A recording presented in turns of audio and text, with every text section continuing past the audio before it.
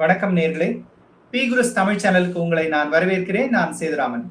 இன்று என்னோடு மீண்டும் இணைந்திருக்கிறார் மூத்த பத்திரிகையாளர் திரு சேகர் ஐயர் அவர்கள். அவரை நாம் சந்திக்கலாம். நடப்பு விஷயங்கள் குறித்து பாதிக்கலாம். வணக்கம் சார். நமஸ்காரம். எப்படி இருக்கீங்க? வணக்கம் சேதுராமன். வணக்கம். நல்லா இருக்கேன் சார். அரசியல் சூழ்நிலைங்கிறது பொதுவா இந்தியாவில் மட்டும் இல்ல, தமிழ்நாட்டிலையும் ஒரே ஒரு பரபரப்புல இருக்கு. நம்ம இந்தியாவில இருந்து ஆரம்பிப்போம். முதல்ல அமெரிக்க வெளியுறவு செயலாளர் மார்க்கோ ரூபியோ 4 நாள் பயணமா இங்க வந்திருக்காரு. இந்த சூழ்நிலை எதனால வந்திருக்கு? இது இந்திய அமெரிக்க உறவுல எந்த விதமான தாக்கத்தை ஏற்படுத்தும் நீங்க நினைக்கிறீங்க? அதாவது சேதுராமன், ட்ரம்ப் 2ஆம் முறை வந்த பிறகு ஒரு நல்ல ஸ்டார்ட் இருக்குன்னு எல்லாரும் எதிர்பார்த்தாங்க. ஆனால் அவர் வந்த உடனே பார்த்தீங்கன்னா மேக் அமெரிக்கா கிரேட் அகெயின், அதனால் அமெரிக்காவுக்கு பொருளாதாரம் எப்படி வளர்ச்சி ஏற்படும், அதற்காக அவர் அதாவது பரஸ்பர இந்த உறவுகள், அதாவது ட்ரேட், எப்படி அமெரிக்காவுக்கு அதிகமாக இந்தியாவிலேருந்து பொருளை விற்க முடியும், இந்தியா அதிக பொருள் வாங்கணும், இந்தியா அதிகமாக இது பண்ணணும். ஏன்னா நம்ம எவ்வளோ மார்க்கெட், அவங்க மார்க்கெட் ஒன்று திறந்து விடணும் இந்தியா, அப்போ தான் நம்ம இதெல்லாம் அங்கே விற்க முடியும். இதில் அவர் கிளம்பிட்டார். இந்தியாவில் இல்லை, சைனாவோடையே ஆரம்பித்தார். எந்த நாடுகள்லாம் அமெரிக்காவோட அலைஸ்டு பேரும், ஜப்பானாக இருக்கட்டும், சவுத் கொரியாவாக இருக்கட்டும், மலேசியாவாக இருக்கட்டும், சிங்கப்பூர், எல்லா நாடுகள் மீது அவர் என்ன சொன்னார், இல்லை நீங்கள்லாம் உங்கள் சாமான் நீங்கள் விற்கிறீங்க, என் சாமான் நாங்கள் விற்க மாட்டேங்கிறது, அண்ட் நான் இந்த தடவை அமெரிக்கா கிரேட் அகேன்னு சொல்லி வந்திருக்கேன். அதனால் இங்கே அமெரிக்காவோட பொருளாதாரம் இன்னும் நல்லா வளரணும், அதுக்கு நாங்கள் இங்கே உற்பத்தி ஆகிற பொருட்களை அவங்க வாங்கணும். இதில் அவர் கிளம்பிட்டார். இது கிளம்பித்தனால என்ன ஆச்சுன்னா, இந்தியா அமெரிக்கா உறவு பரஸ்பரமாக நல்லா இருந்த உறவு அது பாதிக்கப்பட்டது. அவர் டாரிஃப் போட்டார், அது போட்டார், எல்லாம் போட்டார். அதில் போட்ட பிறகு பாருங்கள், இப்போ அது ஒரு ஆண்டு காலம் ஓடிச்சு. செப்டம்பர் 23 ஆரம்பித்து அது போயிட்டே இருந்தது. இதில் செப்டம்பர் 24 ஆரம்பித்தார். இப்போ முழு 25 முழுக்கவும் இது தான் இருந்தது. கடைசியில் போய் என்ன ஆச்சுன்னா, சரி ஒரு அக்ரிமெண்ட் போடலாம். அவர் எக்கச்சக்கமாக போட்டது, 50% டேரிஃபு, அதுக்கு மேலே நீங்கள் 25% ரஷ்யாலேருந்து நீங்கள் இந்த கச்சா எண்ணெய் வாங்குறீங்க, அதுக்கு ஒரு 25%. இதிலெல்லாம் என்ன ஆச்சு பார்த்தா ரொம்ப பாதிக்கப்பட்டது இந்தியாவோட வர்த்தகம். அப்போ பாதிக்கப்பட்ட போது பிரதமர் மோடி தரப்புலேருந்து என்ன, சரி பொறுமையாக நம்ம இருப்போம், இதுக்கு உடனடியாக நம்ம சரண்டர் பண்ண முடியாது. இந்தியாவில் எதிர்கட்சி தலைவர் ராகுல் காந்தி சொல்லிகிட்டே இருந்தார் சரண்டர் ஆகிடுச்சு, அந்த மாதிரி ஒன்றும் சரண்டர் ஆகலை. அதுக்கு பிறகு ஒரு டிராஃப்ட் அக்ரிமெண்ட் வந்துச்சு. இப்போ தான் ஏப்ரல், பிப்ரவரி, மார்ச், ஏப்ரல் ஒரு டிராஃப்ட் அக்ரிமெண்ட். அது பிரகாரம் பார்த்தீங்கன்னா பல விஷயங்கள் ரேட்டெல்லாம் குறைக்கப்பட்டது. அவங்க எது விற்கலாம் அவங்க விற்பறாங்களோ அதில் சில மாற்றங்கள் ஏற்பட்டது. எது நம்ம விவசாயத்தை பாதிக்காத பொருட்கள் அவங்க விற்கலான்னு வந்தது. ஏன்னா நம்ம விவசாயிகளை விட்டு கொடுக்க முடியாது, நம்ம விவசாயத்தை விட்டு கொடுக்க முடியாது. இந்த அடிப்படையில் ஒரு டிராஃப்ட் அக்ரிமெண்ட் ஆச்சு. அந்த டிராஃப்ட் அக்ரிமெண்ட் ஒன்றும் கையெழுத்தாடல. அது ஒரு பக்கம். இன்னொரு பக்கம் இவர் சரியாக பார்த்தீங்கன்னா இது ஈரான் மேலே ஒரு போர் ஆரம்பித்தார். அதில் ஆரம்பித்ததில் வந்த வம்பு தான் ரொம்ப பெருசாக போயிடுது. ஏன்னா நமக்கு ஈரான் உள்பட அந்த உங்களுக்கு மேற்கு ஏசியா நாடுகள்லேருந்து தான் நமக்கு கச்சா எண்ணெய் வருது, நம்ம எல்பிஜி வருது, நம்மளோட ஏதாவது பல பொருட்கள் வருது. இதை நமக்கு உடனடியாக அடிச்சிருது. அதாவது நார்மலாக ஸ்ட்ரேட் ஆஃப் ஹொர்முஸ்ன்னு சொல்கிறாங்க பார்த்தீங்களா, அது வழியாக ஹொர்முஸ் வழியாக எல்லாம் வந்துட்டுறது, ஒன்றும் பிரச்சனை இல்லை. இந்த போர்னால அதில் இஸ்ரேலும் இதுவும் கலந்து நடந்த போர் இது. இதில் பாதிக்கப்பட்ட போரில் பார்த்தீங்கன்னா இதில் என்ன ஆச்சுன்னா நமக்கு ரொம்ப ப்ராப்ளம் ஆயிடுச்சு. ஒரு பக்கம் ரஷ்யாவில் வாங்கினா 25% அதிகமாக வேறு டாரிஃப் போடுவோன்னு, அது ஒரு பக்கம். இதெல்லாம் வாங்கும்போது நமக்கு ரஷ்யாவிலேருந்து நல்ல டிஸ்கவுண்ட்டில் எண்ணெய் கிடச்சிட்டு இருந்தது, அது ஒரு விதத்தில் அஃபெக்ட் ஆச்சு.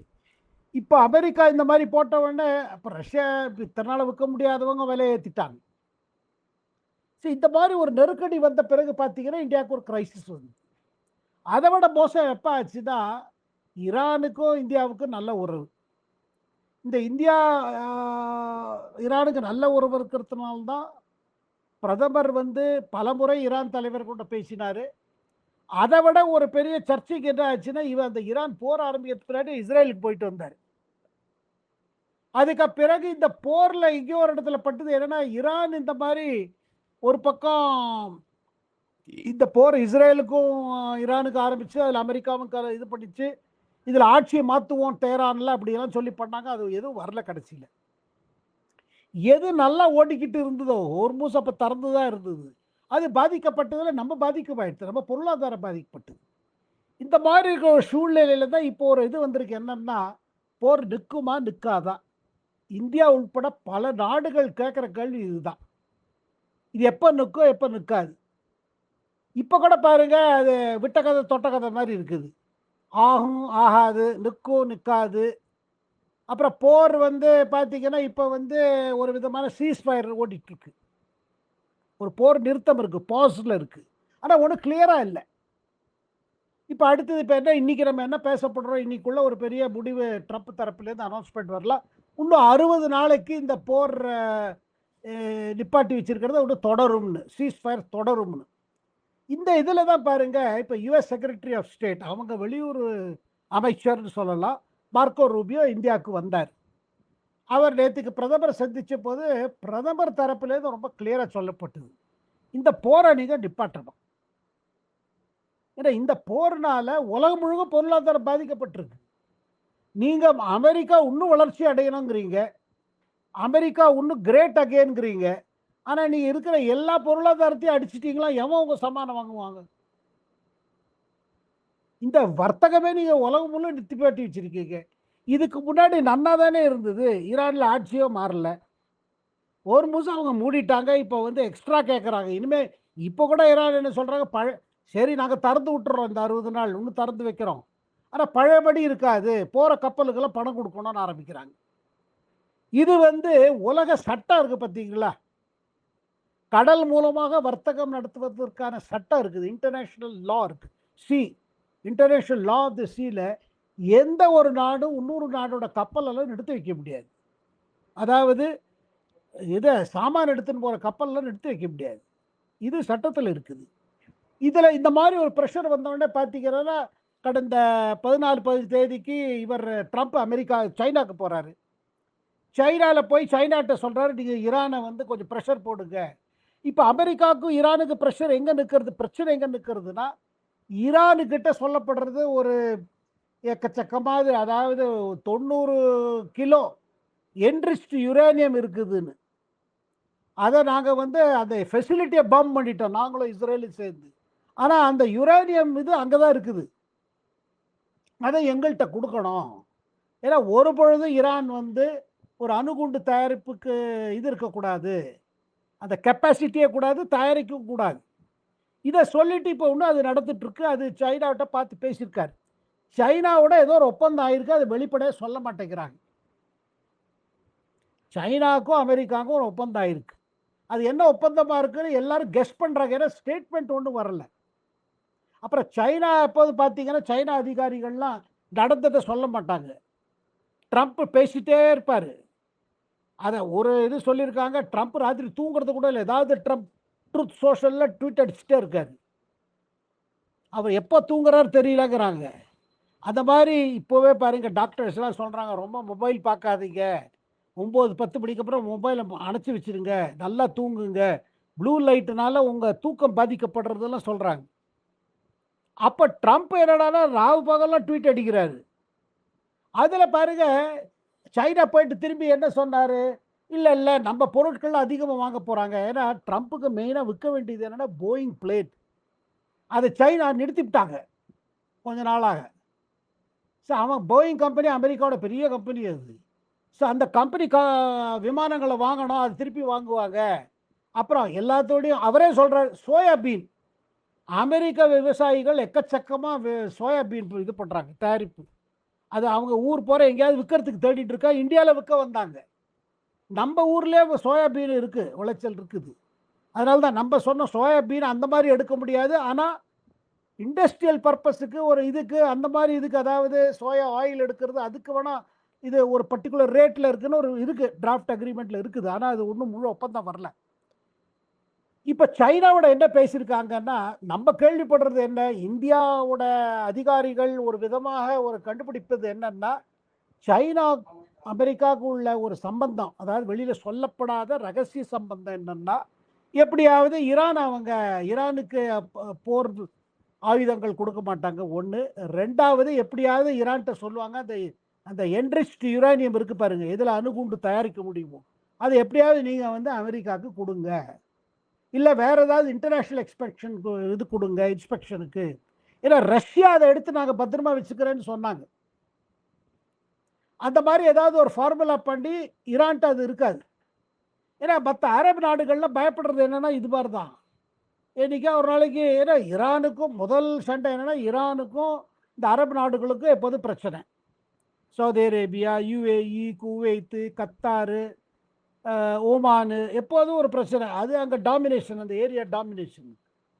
இப்போ சைனாக்கும் அமெரிக்காவுக்கு இருக்கிற ஒப்பந்தப்படி என்னன்னா, சைனா எதிர்பார்க்கறது என்னன்னா, சைனாவும் இந்தியா போல, சைனாக்கு எரிபொருள் அவங்க ஊரில் கிடையாது. சைனாட்ட எல்லாம் இருக்குது, ஆனால் எரிபொருள் கிடையாது. ஸோ அந்த எரிபொருள் இங்கேருந்து தான் வருது. அது கச்சா எண்ணெயாக இருக்கட்டும், கேஸாக இருக்கட்டும், எல்லாம் இங்கேருந்து தான் வருது. ஸோ சைனா சொல்வது என்னன்னா, நீங்கள் அந்த போரை நிறுத்தினா எங்கள் கப்பலும் ஒழுங்காக வரும் எங்களுக்கு. ஏன்னா அவங்க ரிசர்வ் நிறையா வச்சுருக்காங்க. ஒரு 6 மாதத்துக்கான ரிசர்வ் நம்மள்கிட்ட 2-3 மாதத்துக்கான ரிசர்வ் இருக்குது. நம்ம அங்கங்கே கிணறு கட்டி அது இது பண்ணி வச்சுருக்கோம். இப்போ அதனால தான் திருப்பி திருப்பி நம்ம அமைச்சர்கள், இப்போ ஹர்தீப் சிங் பூரி பெட்ரோலியம் மினிஸ்டர் அதான் சொல்கிறாரு, 2 மாதத்துக்கு இருக்குது, 2.5 மாதத்துக்கு இருக்குது. சைனாட்ட 6 மாதத்துக்கு இருக்குது. ஆனால் சைனாவோட கவலை இதே தான், இந்த போர் நிற்கணும், அந்த எரிபொருள் வந்துகிட்டே இருக்கணும். இப்போ அக்ரிமெண்ட் பிரகாரம் எங்களுக்கு பாதப்படாதீங்க. இப்போ பாருங்க, வெனிசுவேலா அந்த நாட்டை அதிபரையே கடத்தி போயிட்டு வெனிசுவேலா சைனாக்கு வித்துட்டு இருந்தது இந்த கச்சா எண்ணெய், அதை நிறுத்திவிட்டாங்க. இப்போ அமெரிக்கா என்ன சொல்கிறாங்க, வெனிசுவேலாட்ட நீங்கள் எண்ணெய் சைனா கொடுக்காத இந்தியாவுக்கு கொடுங்க. இப்போ வெனிசுவேலா அதிபர் இந்தியாவுக்கு வருவாருன்னு அமெரிக்கா சொல்கிறாங்க. அண்ட் இந்தியாட்ட சொல்கிறாங்க, நீங்கள் அவங்க எரிபொருள் வாங்கிக்க. ஏன்னா இப்போ மேக்சிமம் எரிபொருள் அமெரிக்காட்டேருந்து வாங்குகிறோம். ஆனால் தூர கப்பல்லேருந்து வருது அது. இதெல்லாம் எதுக்கு நான் சொல்கிறேன்னா, இப்போ என்ன பேசி நடக்கிறது, அமெரிக்காவுக்கு இந்தியா என்னங்கிறது இதை புரிஞ்சுக்க வேண்டியிருக்கு. அப்படி இருக்கும் பொழுது இந்தியா தரப்புலேருந்து இப்போ சைனா இந்த மாதிரி அக்ரிமெண்ட் போடுறாங்க அமெரிக்காவோட. சரி, உங்கள் சாமான்லாம் வாங்குகிறோம், ஆனால் இந்த முதல்ல போரை நிறுத்துங்க. ஆனால் இதில் ஒரு விஷயம் என்ன கவலை விஷயம் என்னன்னா சேத்துராமன், இப்போ ஈரானில் அமெரிக்கா வந்து சைனாவோட உதவிய நாடு இது. எப்படியாவது அது ஈரானுக்கு நீங்கள் ஒன்றும் கொடுக்காதீங்க, நீங்கள் அனுப்புகிற உங்கள் மிசைலு ட்ரோனை வச்சு தான் நம்மளை அடிக்க பார்க்குறாங்க, மற்ற அரபு நாடுகளையும் அடிக்கிறாங்க, அதை நிறுத்துங்கன்னு ஒரு பக்கம்.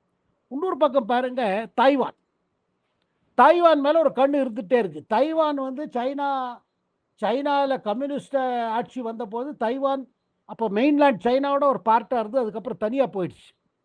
தனியாக போய் அங்கே வந்து கம்யூனிசம் இல்லை, அது தனி மாதிரி கண்ட்ரி, கேபிட்டலிஸ்ட் கண்ட்ரி.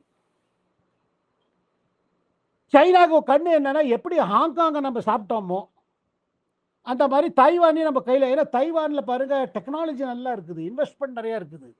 தைவானையும் சைனாவோட பார்ட்டு, அது எங்களோட இதுதான் அப்படின்னு அவங்களுக்கு ரொம்ப நாளாக ஒரு வச்சிருக்காங்க. தொடர்ந்து பார்த்தீங்கன்னா அங்கே இராணுவ பயிற்சிகளும் நடத்துவாங்க தைவான் பக்கத்தில். ஏன்னா ஒரு கடலோட ஒரு இதுதான் இது பண்ணுறது, எப்போ வேணா வந்து சாப்பிட்டு கையில் பிடிச்சிடலாம். ஆனால் அமெரிக்கா அதுக்கு தைவானுக்கு ப்ரொடெக்ஷன் கொடுக்குது. இப்போ என்ன சொல்றப்படுறதுன்னா, ஒரு 5 வருஷம் கழிச்சோ 10 வருடம் கழிச்சோ எப்படியாவது ஹாங்காங் மாதிரி அதை சேர்த்துட்டுருவாங்க. ஆனால் அங்கே பொருளாதார இது இருக்கு பாருங்க, சிஸ்டம், அது தனியாக இருக்கும். எப்படி ஹாங்காங்கில் தனியாக இருக்குதோ. இப்போ அமெரிக்கா வந்து ஈரானில் இவங்க சைனாவோட இதுக்கு கோஆப்ரேஷன் கேட்கும் பொழுது, தைவானில் நீ என்ன வேணுமோ செஞ்சுக்கோன்னு ட்ரம்ப் சொல்லிட்டாரா அப்படின்னு ஒரு சந்தேகம் வருது.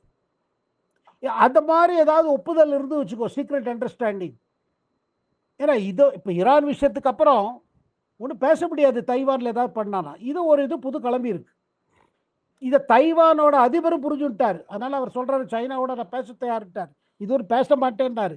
அவங்களுக்கு தேர்தல் கூட இதுதான், சைனாவோட பேச மாட்டேன்னு சொன்ன கட்சிக்கு தான் ஓட்டாங்க. ஆனால் சைனா தைவானில் என்ன செய்வுங்கிறது இந்தியாவுக்கும் கவலை. மற்ற தென் ஆசியா நாடுகள் இருக்கு பாருங்க, தென்கிழக்கு ஏசியா நாடுகள், அது தாய்லாண்டாக இருக்கட்டும், பர்மா, இது மலேசியாவாக இருக்கட்டும், இந்தோனேஷியா, பிலிப்பீன்ஸு, ஏன் ஜப்பான், சவுத் கொரியா அவங்களுக்கெல்லாம் கூட ஒரு கவலை இருக்குது. இந்த மாதிரி ஓரோட நாடாக அவன் கையில் பிடிச்சுட்டான்னா நம்ம என்ன பண்ணுறது? ஸோ இது ஒரு பக்கம் இருக்குது. ஸோ பிரதமர் சந்தித்த போது பிரதமர் தரப்புலேருந்து பிரதமர் கிளீனாக சொல்லிட்டார், இது பாருங்க போகிற நிப்பாட்டுங்க, பேச்சுவார்த்தை மூலமாக டிப்ளமசி மூலமாக பண்ணுங்க. ஒன்று பாருங்க, மார்க்கோ ரூபியோ வந்து கல்கத்தாவில் வந்து இறங்கினார். கல்கத்தாவில் போய் மதர் தெரசாவோட அந்த மிஷன் ஆஃப் சேரிட்டிக்கு போனார். எதுக்காக அவ்வளோ தூரம் வந்து போனாருன்னா எல்லாரும் கேட்குறாங்க, இந்த எஃப்சிஆர்ஏ சட்டம் வந்திருக்கேன், புது சட்டம். அது இப்போ ஜூலை மாதம் நம்ம பார்லிமெண்ட் இந்த மழை தொடர ஆரம்பிக்கும் போது, மான்சூன் செஷன் போது அதை அமல்படுத்துறதுக்கு இது ஒரு விதமாக அவங்க, ஏன்னா கிறிஸ்டியன் ஆர்கனைசேஷன்ஸ் அமெரிக்காவில் ட்ரம்ப்கிட்ட சொல்கிறாங்க, இந்த இந்தியாவில் இந்த மாதிரி நம்மளோட ஆக்டிவிட்டீஸ் எல்லாம் கொஞ்சம் இதாகிடுச்சு, பாதிக்கப்பட்டிருக்கு எஃப்சிஆர்ஏ வந்து. ஸோ அதனால் கொஞ்சம் ப்ரெஷர் பண்ண போனால் கல்கத்தா போனார். ஆனால் டெல்லி வந்து சேர்ந்த போது எந்த அமைச்சரும் டெல்லிக்கு போகல, ஏர்போர்ட்டுக்கு போகல, அவர் ரிசீவ் பண்ணி. இரண்டாவது, பிரதமர் சந்தித்த போது பிரதமர் கிளீனாக சொல்லிட்டார், இங்கே பாருங்க ஈரானில் என்ன பண்ணுறேன்னு சொல்லுங்கள் முதல்ல, ஏன்னா உங்களால் எங்கள் பொருளாதாரம் ரொம்ப பாதிக்கப்பட்டிருக்கு, நாங்கள் ஒன்றும் இல்லை உலகமே பாதிக்கப்பட்டிருக்கு. அப்போ ட்ரம்ப்பு சைனாவுக்கு நடந்த பேச்சுவார்த்தைகளை பற்றி சில தகவல்களை எடுத்து வைத்திருக்கிறார் ரூபியோ, மோதிட்டு சொல்லியிருக்கார். அதை தொடர்ந்து இன்னைக்கு பாருங்க, இன்னைக்கு காலையிலேருந்து நம்ம வெளியுறவு அமைச்சர் ஜெய்சங்கருக்கும் மார்க்கோ ரூபியோக்கும் 2 பேருக்கும் பேச்சுவார்த்தை நடக்கிறது, இப்போ நடந்து கொண்டு இருக்கிறது. நடுவில் ப்ரெஸ்ஸை வந்து பார்த்துட்டு போனாங்க. அதில் திருப்பி சொன்னது என்னென்னா, இந்தியா நல்ல எங்களுக்கு திருப்பி உறவு இருக்குது.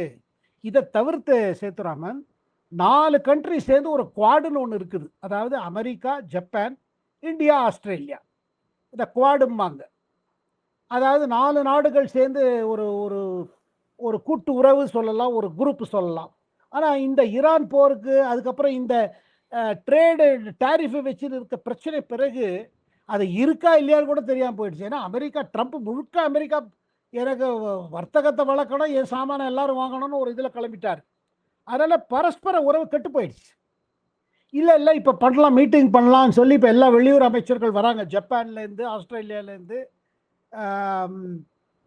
ஜப்பான், ஆஸ்திரேலியா, இந்தியா இருக்கவே இருக்குது, அமெரிக்கா, 4 பேர், 4 வெளியுறவு அமைச்சர்கள் வரும் மே 26 செவ்வாய்க்கிழமை டெல்லியில் மீட்டிங் பண்ணுறாங்க. அதுக்கப்புறம் மார்க் ரூபியோ போயிடுவார். இதில் 2 நாளில் என்ன எதிர்பார்க்கப்படுறதுன்னா, ஈரானை வச்சுன்னு ஏதாவது அனௌன்ஸ்மெண்ட் வருதாங்க. ஆனால் திருப்பி சொல்லப்படுறது என்னன்னா, ரொம்ப டேமேஜ் ஆயிடுச்சு இந்தியா அமெரிக்கா உறவு. அதை இனிமேல் ரிப்பேர் பண்ணணும்னு ட்ரம்ப் புரிஞ்சுட்டார். ஏன்னா இந்தியாவை பயமுடுத்தி நீங்கள் பொருளாதார உறவுகளை வளர்க்க முடியாது, வர்த்தகம் அப்படி நடக்காது.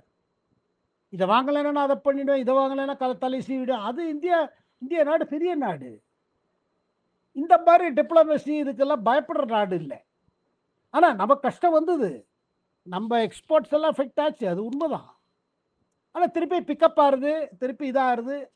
இதை வைத்துக்கொண்டு அதனால தான் நீங்கள் பாருங்கள், இப்போ நடந்த இன்றைக்கி ப்ரெஸ் மீட்டில் கூட மார்க்கோ ரூபியோ திருப்பி சொல்கிறது என்னன்னா, இல்லை நம்ம 2 பேருக்கும் வர்த்தகம் நல்லா வளரும், 2030க்குள்ள $500 பில்லியன் நம்ம கொண்டு போனோன்னு ஒரு அக்ரிமெண்ட் இருக்குது நம்மளோட டிராஃப்ட் அக்ரிமெண்ட்டில். அதை கட்டாயம் நம்ம செயல்படுத்துவோம். அதாவது என்ன, உங்கள் சாமானை நாங்கள் வாங்குவோம், எங்கள் சாமான் நீங்கள் வாங்குவோங்க அப்படின்னு ஒரு இது இருக்குது. ஸோ ஒத்தமுட்டம் பார்த்தேன்னா பார்க்கும்போது என்ன தெரியுதுன்னா, இந்த போர் நிற்கணும், இந்த போர் நின்னால் தான் நமக்கு சரி வரும். இப்போ அதனால தான் பாருங்கள், 2 நாள் முன்னாடி பிரதமரை எல்லா அமைச்சர்களையும் கூப்பிட்டு, இந்த போர் தொடர்ந்தது இல்லை, நிற்காம ஓடிச்சு வச்சுக்கோங்க. ஏன்னா இப்போ பாருங்க, போர் மாதிரி இல்லை, ஆனால் போர் நிற்கவும் இல்லை. இதனால என்ன ஆகுது, எண்ணெய் விலை $100 பர் பேரல் ஓடிட்டு இருக்கு, 119 அப்படியே ஏறிட்டே போகிறது, கொஞ்சம் குறையிறது, திருப்பி ஆனால் 100 தாண்டிடுச்சு. ஸோ நமக்கு உள்ளுக்குள்ளே என்னன்னா, இது எப்படியாவது இந்த போர் நிறுத்தி வச்சுக்க, ஏதாவது ஒரு அக்ரிமெண்ட், இன்னும் 60 நாள்னா நல்லது தான். இதற்கிடையே நீங்கள் ரஷ்யாவிலேருந்து கொஞ்சம் எண்ணெய் வாங்கிக்கணும் 1 மாதம் சொல்லியிருக்காங்க. ஸோ அது ஒரு பக்கம் போயிட்டுருக்கு. ஆனால் இந்தியா தான் ஒரு நாடு எல்லாரோடையும் டீல் பண்ண முடியறது. ஒரு பக்கம் யுக்ரைன் போர் ஓடிட்டுருக்கு, அந்த நிற்கிற பாடு இல்லை. சேத்ராம்.